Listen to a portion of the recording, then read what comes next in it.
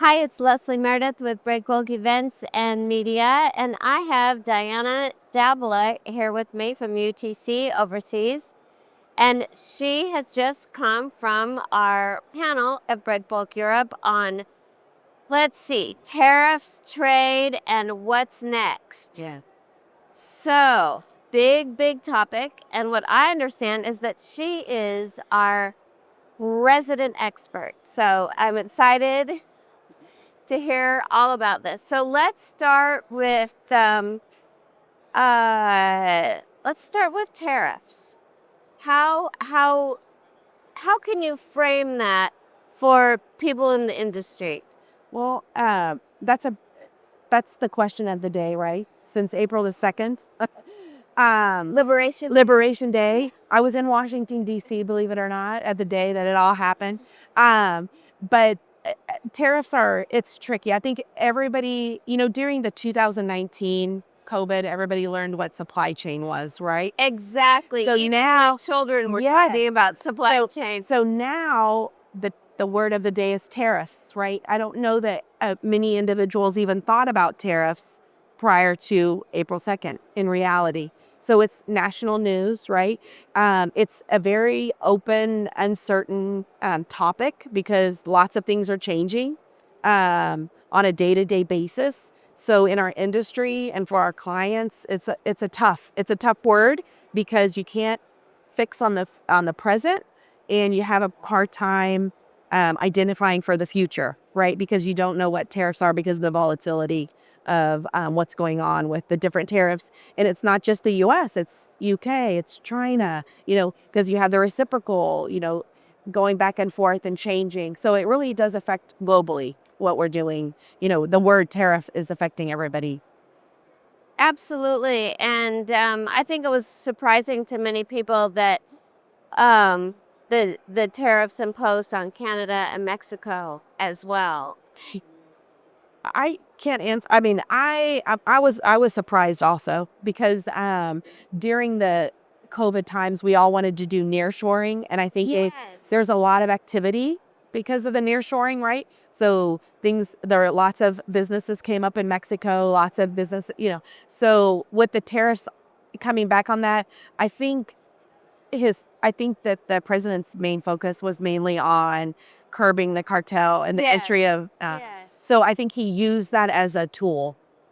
I don't think it's anything about the trade more than it is about the tool of what he used to get what he needed or felt he needed. Exactly. So let's move to trade and let's look at a couple of the goods that are the targets of these tariffs. I would ask specifically about steel, since that's such an important part of many projects. Yeah, so I think steel has been a subject for the U.S. for many, many years, right? Um, it started back when Trump was when he was first in office. He targeted the steel manufacturing. We don't really do enough steel manufacturing in the U.S. to support our homeland security, right? So I think he's staying consistent with that. There's some more attributes to the steel. We have that they're adding to it to make it a little bit more complex because things happen when you add different tariffs. People want to find ways to eliminate cost, right? So now there's an extra layer, and that layer is you have to know the origin of the melt and pour. So it makes it a little bit more complicated for the actual manufacturers of steel beams because that's nothing that's ever been really captured. So that's an added attribute to what is required now to actually come up with the origin. All right, Diana, we've covered tariffs, we've looked a little bit at trade. What about the big question of the day? What's next? That it's a big question. I know, right? What is next? I think I think every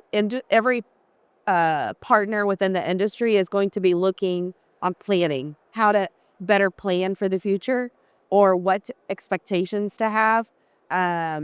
I think the crystal ball is very cloudy when we talk about future. So when planning, it just depends on the industry, what particular part of the industry that you're part of. For example, if you're a shipper, how are you planning with your supply chain, right? Where do you source things that are less controversial based on the current environment?